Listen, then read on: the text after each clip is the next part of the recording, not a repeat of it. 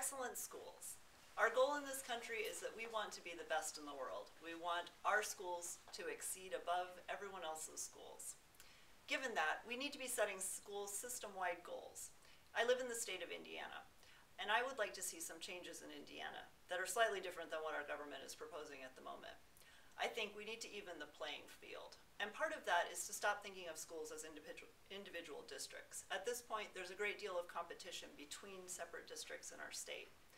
I would like to see us do a better job of balancing what different districts are doing and to set it so that the money and the resources that we have are evenly distributed. Now, that doesn't mean taking money away from income-rich schools to give to income-poor schools. What I'm talking about is bringing all of the schools up to the same level of excellence that we have in places where the parents have resources to contribute to the schools. A few years ago, we tried to set that up in our state funding budget. Unfortunately, what happened was that we drained money away from some of the wealthier districts, and in doing that, we cut some of the programs that made them excellent schools.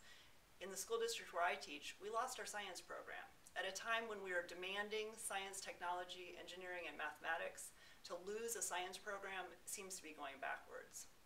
Now, in addition to that, the other benefit we would have by reshuffling how we do district boundaries and even eliminating the idea of districts is that we could even the load. One of the things that might be possible would be to have teachers take tours of duty, much like our soldiers do. We don't leave a soldier on the battlefield for years and years and years. We rotate them in and out on tours of duty.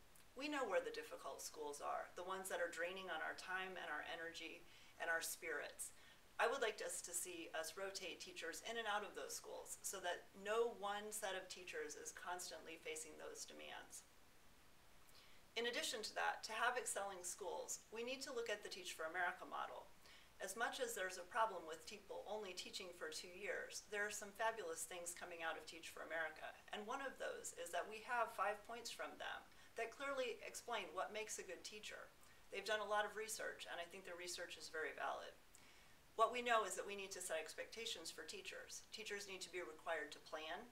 They need to be required to help students and parents engage in why education is important and why they should be active participants.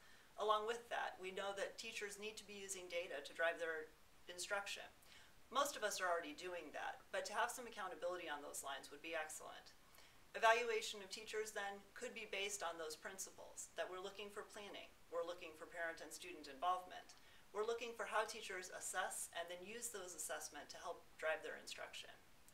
By setting statewide goals, we know that we can use effectively what works, and we can also use public education in a way that keeps teachers from burning out and gives opportunity for teachers to move in and out of buildings that are very highly supportive.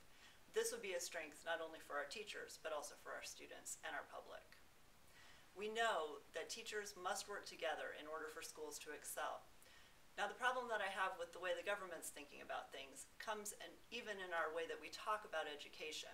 If you think about the previous administration, we had the idea of no child left behind. This fits in very well to how education works. Our goal is for every child to be making progress forward. I have some grave concerns about the race for the top. What does it mean when we rank all of our schools against one another? It means that we will always have one top school and one bottom school. Our goal really is not to have one top school and one bottom school so much as excelling schools across the board.